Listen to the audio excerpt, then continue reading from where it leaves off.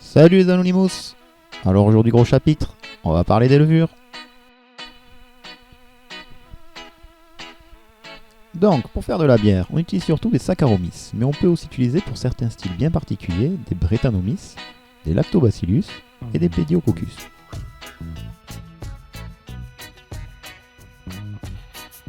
Le Saccharomyces est un genre de champignon microscopique unicellulaire. Il est original car il peut alterner métabolisme alcoolique s'il est privé d'oxygène et métabolisme respiratoire si on lui en fournit. Bon, c'est un peu plus compliqué, je vous laisse regarder du côté de l'effet Crabtree. On distingue deux grandes espèces de Saccharomyces. Les basses fermentations entre 5 et 15 degrés, les Pastorianus. Les fermentations hautes entre 18 et 25 degrés, les Cerevisiae. La levure se présente sous deux formes. Sèche qui se réhydrate dans l'eau 20 minutes à l'avance et uniquement dans de l'eau, pas d'eau pure, de mou ou d'eau sucrée, sans tuer une bonne partie, ou liquide qui demande à être activé plusieurs jours à l'avance. La levure donne le goût de la bière. Son profil organoleptique. Il en existe une multitude, de la plus neutre au poivré épicé, en passant par le fruité, banane, voire floral.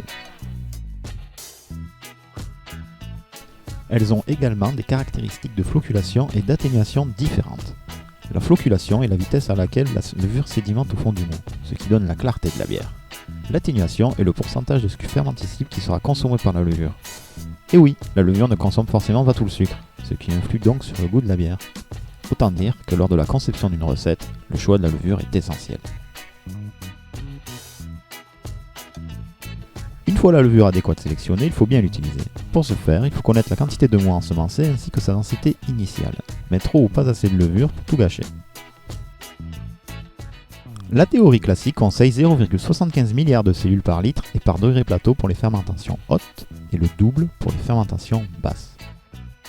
Pour faire simple, il existe des calculateurs sur internet, des tableaux, Beersmith a également un outil pour calculer ça. Une fois que l'on sait ce qu'il nous faut, soit on ouvre plusieurs sachets de levure, ça peut coûter cher, ou alors on fait un pied de cuve, un starter en anglais. Ce starter servira à multiplier les cellules, mais il faut s'y prendre 24 à 72 heures à l'avance selon le volume désiré. Pour bien faire un starter, il faut connaître le nombre de cellules que l'on a à disposition et utiliser un calculateur.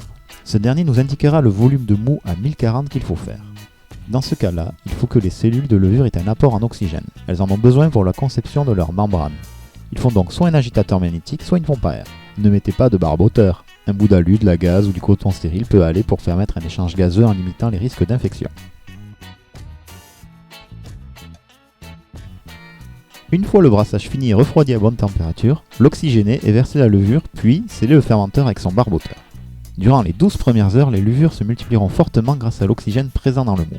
C'est en ce moment-là qu'elle donnera le goût à la bière en produisant ester et diacétyl, puis, plus tard, les sucres fermentescibles venant à venir, la levure se mettra en dormance et tombera au fond du fermenteur. Selon le levure et la température, la fermentation peut être plus ou moins longue. Seuls des prix successifs de densité peuvent attester de la fin de fermentation.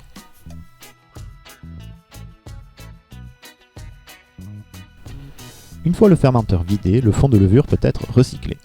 Pour ce faire, il suffit de le récupérer dans un récipient propre et stérilisé pour éviter tout risque d'infection et de le laisser sédimenter au frais. Ensuite, on passe au lavage des levures. Le lavage consiste à remplacer le milieu de fermentation alcoolisé rempli de déchets métaboliques par une solution isotonique, c'est-à-dire une solution d'eau à 9 g de sel par litre. La solution isotonique est un milieu sain qui permet une longue conservation des cellules. On peut considérer qu'une récupération de levure sédimentée compte 1 à 1,2 milliard de cellules par millilitre.